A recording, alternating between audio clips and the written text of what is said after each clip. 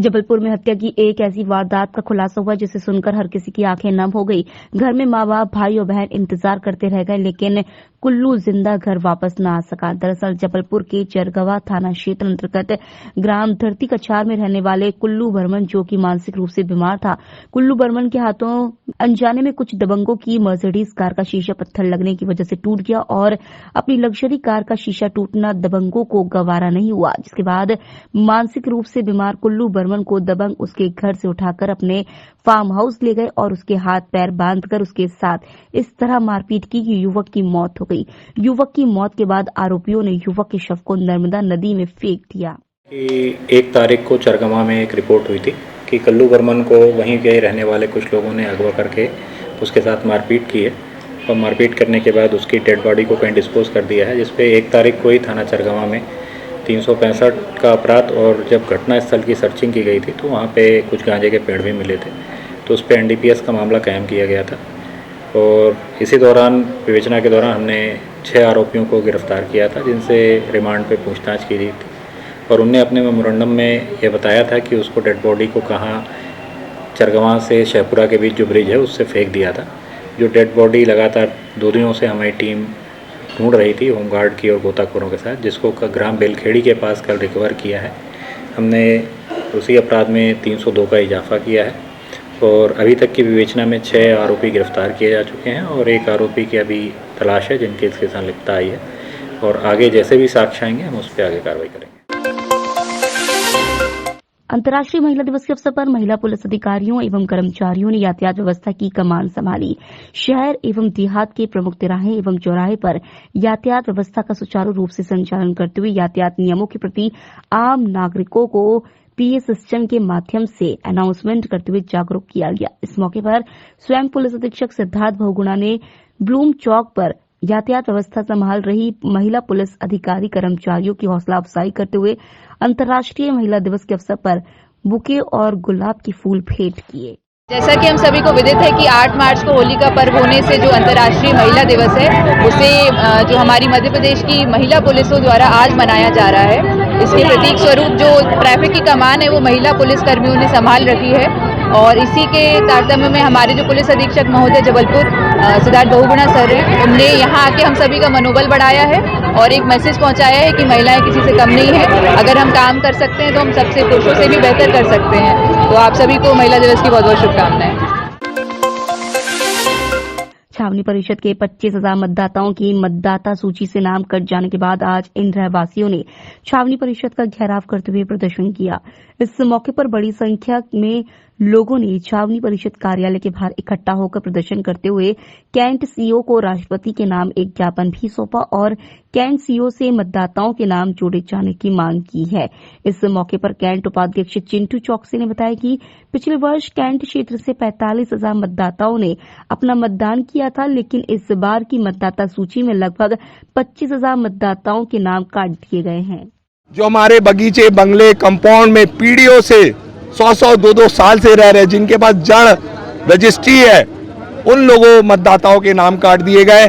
हम लोग काफी समय से मांग कर रहे हैं। पहले तो इस आदेश का गलत तरीके से उपयोग किया जा रहा है। बगीचे बंगले वाले अतिक्रमणकारी नहीं है, इनके हाउस नंबर अलॉटेड है, बगीचे नंबर अलॉटेड है, इनके GLR में नाम है, जो मालिक है उनके परिवार के लोग रह रहे हैं, लेकिन ये सुनने को तैयार नहीं है। हमने भारत सरकार से भी, रक्षा मंत्री से भी मांग की कि कानून में संशोधन करो, 10C में जो इलेक्ट्रॉल रूल में रेसिडेंस के आगे ऑर्डिनरी रेसिडेंट सब जोड़ो, लेकिन सरकार की मंशा अच्छी नहीं है। वो अंबानी अंडानी को हमारे बंगले बगीचे बेचना चाहती है, लेकिन हम खाली करा के, लेकिन ये हम होने नहीं देंगे। पहले हमारी मांग है, आज राष्ट्रपति जी के नाम ज्ञापन सौंपा है कि पूरे 25,000 मतदाताओं के नाम जोड़े। लोकतंत्र में चुनाव एक उत्सव होता है इस देश का।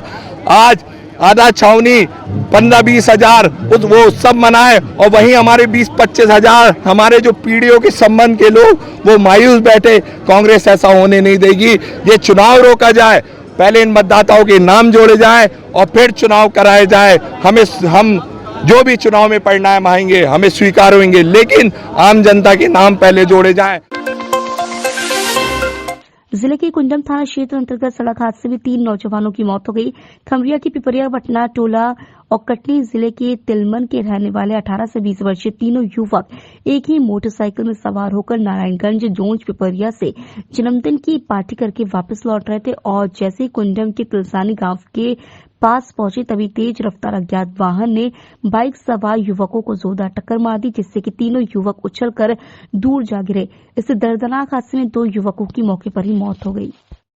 सोशल मीडिया से जानकारी मिली है कि कल रात के समय एक एक्सीडेंट की घटना थाना कुंडम के अंतर्गत हुई है, जिसमें 3 युवकों की डेथ हो गई है, किंतु युवकों के परिजनों के द्वारा अभी तक इस बात की थाने पे किसी प्रकार की सूचना नहीं दी गई। कुंडम थाने में एक्सीडेंट होने के बाद तत्काल उन्होंने हॉस्पिटल ले गए थे, जहाँ पे उनको डेथ हो गई है।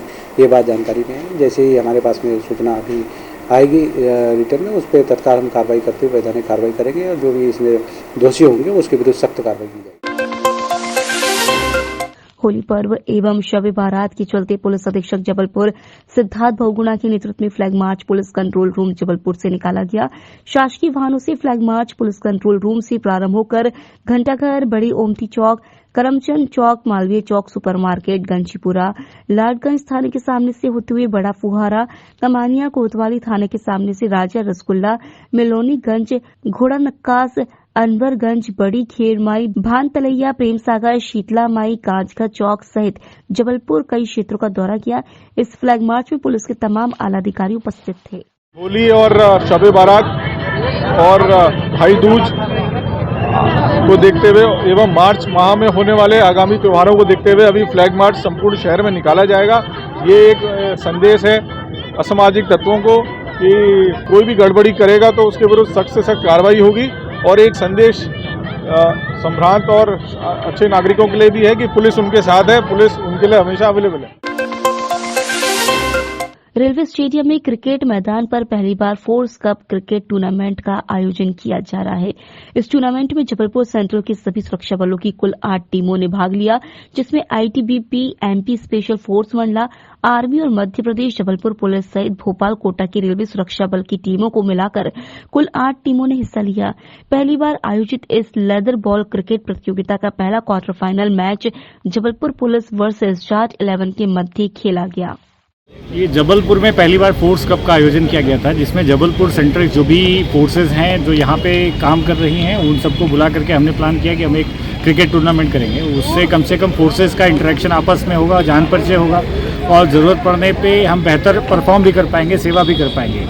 तो उसी के तहत ये फोर्स कप 2023 क्रिकेट टूर्नामेंट का आयोजन किया गया था, जिसमें 8 टीमें आई थी और एमपी पुलिस आज विजेता है। तो आज उनका दिन है कहीं न कहीं और वो सेलिब्रेट भी कर रहे हैं, मैं उनको बधाइयाँ देता हूँ। इसमें आईटीबीपी की टीम थी, एमपी स्पेशल फोर्स मंडला की टीम थी, आर्मी की थी और एमपी जबलपुर की टीम थी। इसके अलावा आरपीएफ की कोटा, भोपाल, जबलपुर और हेडक्वार्टर की 4 टीमें थी। टोटल 8 टीमें।